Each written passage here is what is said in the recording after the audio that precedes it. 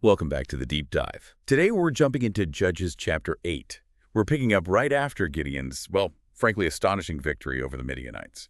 But this chapter, it's less about the battle fanfare and more about the messy cleanup, you could say. It covers the challenges Gideon faces after the win, the really harsh vengeance he takes, and how his leadership kind of shifts and ends. It's quite a ride. It really is, and it shows us something important, doesn't it? That a huge victory doesn't just magically solve everything. Gideon goes from being this, almost reluctant military hero to facing these complex internal issues, political pressures. And his choices in this chapter, they tell us a lot. We'll dig into those specific moments. Okay, so victory declared, but almost straight away Gideon hits turbulence. Yeah. And not from Midian, but from his own side, the Ephraimites. The text says they challenged him sharply, basically. Why didn't you call us sooner for the main fight? They sound genuinely ticked off. And you have to understand, Ephraim was a major tribe. Powerful, probably used to being in the thick of things, being left out of this defining victory. That would feel like a snub, a real hit to their honor. So yeah, sharply probably covers it. It's a political challenge as much as anything. Right, so facing this, you might expect Gideon to puff out his chest a bit, Yeah. I just saved Israel. But no. His answer is, well, it's surprisingly humble, diplomatic even. He asks them, what have I really done compared to you? And then he uses that famous line, aren't the gleanings of Ephraim's grapes better than the whole harvest of Abiezer? Yeah, that analogy is brilliant for the context. Abiezer is his clan. So he's saying, what little bits you guys did after the main event are worth more than everything my clan did. It's masterful flattery, using language they totally get, to downplay his role and boost theirs. And he gets specific, too. He reminds them, hey, God gave Oreb and Zeb, those are the Midianite leaders, into your hands. Remember? He's validating their contribution. They caught and killed enemy princes. That's not nothing. Exactly. It wasn't just empty words. He pointed to a concrete, significant success they had. And the text says their resentment just subsided. Poof, gone. It shows some real political savvy from Gideon here. He understood the tribal dynamics, at least in this moment, which makes what happens next even more striking. Yeah, that contrast is something. So Gideon and his original 300 guys are absolutely exhausted. The text makes a point of saying weary but still pursuing. They're not done. They're chasing down the last two Midianite kings, Zebah and Zalmunna. Right. Gideon knows he needs to capture the leadership to truly break Midian's power for good, but chasing them deeper into potentially hostile territory with his men running on fumes, they need supplies. Basic stuff, like food. So they arrive at Sukkoth, an Israelite town, mind you, and Gideon asks the town officials for bread. Just bread for his exhausted troops who are fighting for their safety too. Seems reasonable. And the response they get is just stunningly cold, mocking even. The Sukkoth officials basically say, oh, have you caught Zebah and Zalmunna already? Are their hands in your hand? Why should we feed you before you've actually finished the job? They refuse him, flat out, and question his success. Whoa. And this is where that diplomatic Gideon we just saw completely vanishes. His reaction is instant and it's furious. He threatens them. Okay, just for that, when the Lord gives me those kings, I will tear your flesh with desert thorns and briars. That's specific and brutal, a promise of physical torture, essentially. He then moves on to Peniel, another Israelite town. Same request for food, same situation. And gets the same answer, the same mocking refusal. It suggests maybe these towns felt removed from the conflict, or maybe they were scared, or just didn't believe Gideon could pull it off. And Gideon's threat to Peniel is just as direct.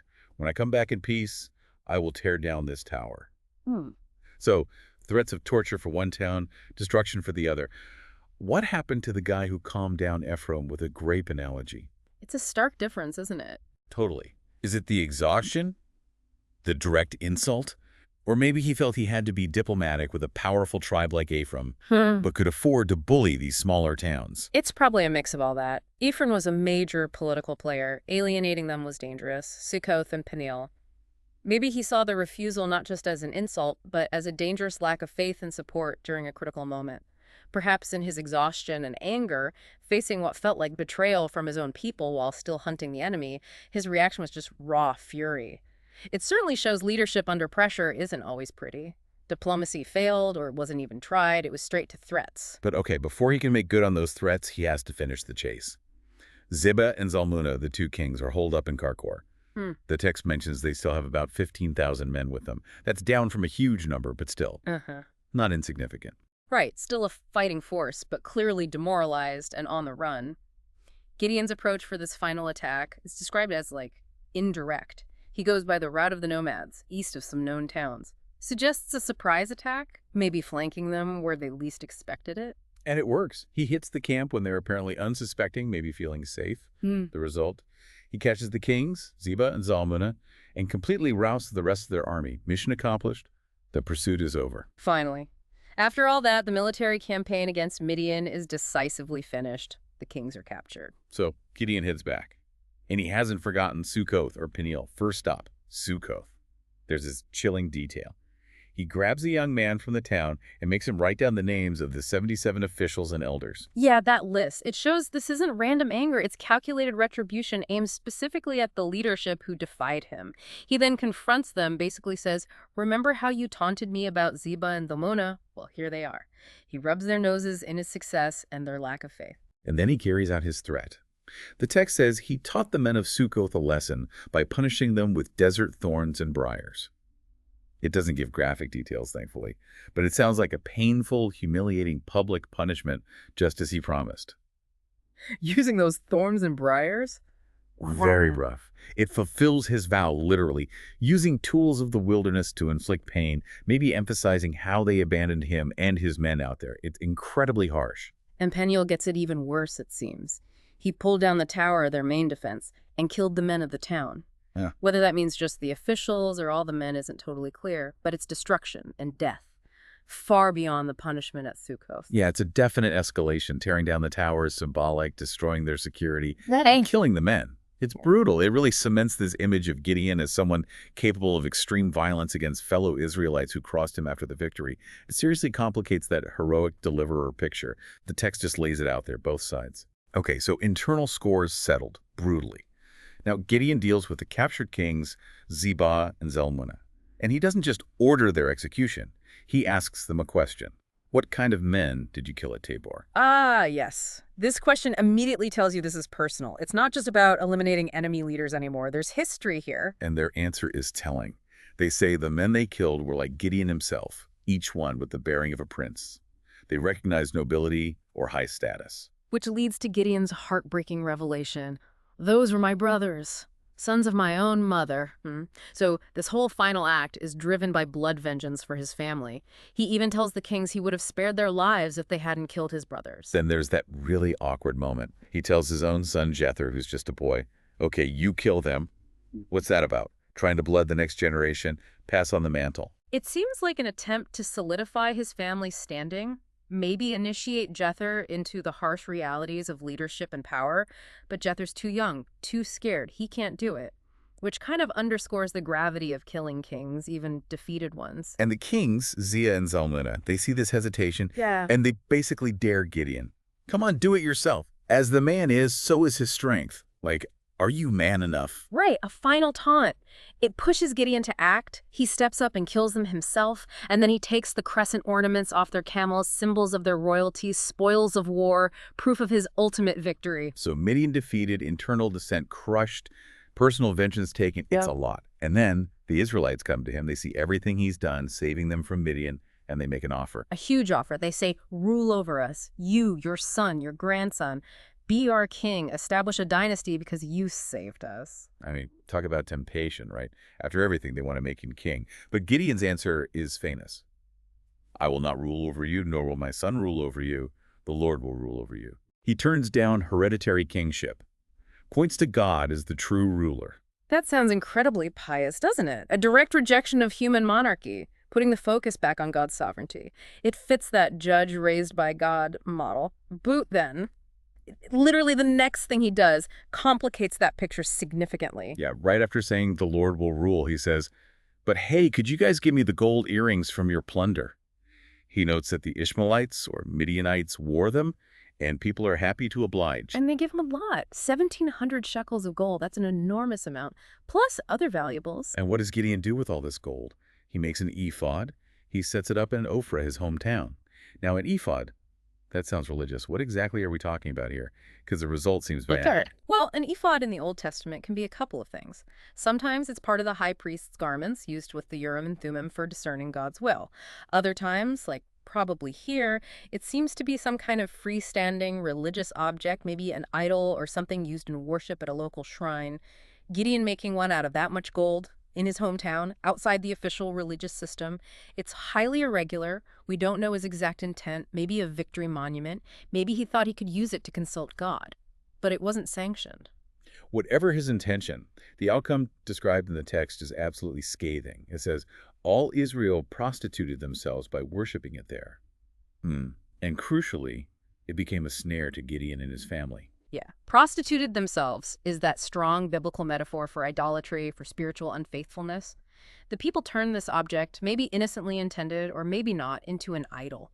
They started worshiping it in Ophrah instead of worshiping God properly. And calling it a snare for Gideon and his family means it led to ruin, to negative consequences down the line for them. It's just this profound irony, isn't it? He refuses kingship, saying God rules, then makes an object that leads everyone, including his own house, away from God. Wow. Okay, so despite that major religious misstep with the ephod, the chapter does confirm his military success had lasting impact.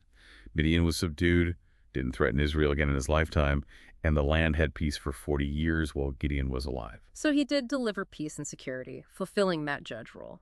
That 40 years of peace is significant.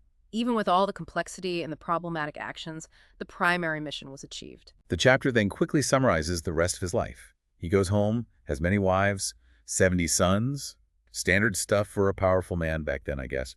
And importantly, it mentions a concubine in Shechem who bore him a son named Abimelech. Yes, that detail about Abimelech and his connection to Shechem is dropped in there almost casually, but it's crucial groundwork for the very next story in Judges. Remember that name? Got it. Then Gideon dies, good old age, buried with his ancestors in Ophrah, the end of an era. And the instant he's gone, it's like a switch flips. Right. It's shocking how fast. No sooner had Gideon died, the text says, than the Israelites again prostituted themselves to the Baals. Back to square one. They even set up a specific Baal, Baal-berith, as their god. All that deliverance, that 40 years of peace, forgotten overnight, it seems. It really highlights how dependent that period of faithfulness, such as it was on Gideon's presence and power. There was no deep, lasting change in the people's commitment. The cycle of turning away from God, which is the backbone of Judges, just snaps right back into place the moment the strong leader is gone. And it's not just God they forget. The text adds, they failed to show kindness to the family of Jerubbaal, that is, Gideon, for all the good things he had done for them. Jerubbaal was another name for Gideon. So, double failure. They abandon the God who saved them, and they abandon the family of the human instrument God used for that salvation. After 40 years of peace secured by him, his family gets no loyalty, no gratitude. This sets a really ominous stage for what happens next with his son Abimelech. So, wrapping up Judges 8, it leaves us with this incredibly mixed picture of Gideon. He's the hero who won the impossible victory, showed diplomatic skill, refused kingship, but also the leader who enacted brutal vengeance on his own people, maybe blurred lines with that ephod leading to idolatry, and whose legacy of peace just evaporated the second he died. Exactly. And it makes you think, doesn't it? Consider this pattern laid out right here in the text. You get a deliverer, victory, peace. But leadership gets complicated, mistakes are made, and the moment that figure is gone, everything snaps back. What does that suggest to you, listening to this ancient story, about the nature of leadership that rests so heavily on one person, about how quickly societies can forget, and about how deep-seated religious or cultural patterns can be? It shows that winning the war is one thing, but building a lasting, faithful peace, that's a whole different challenge.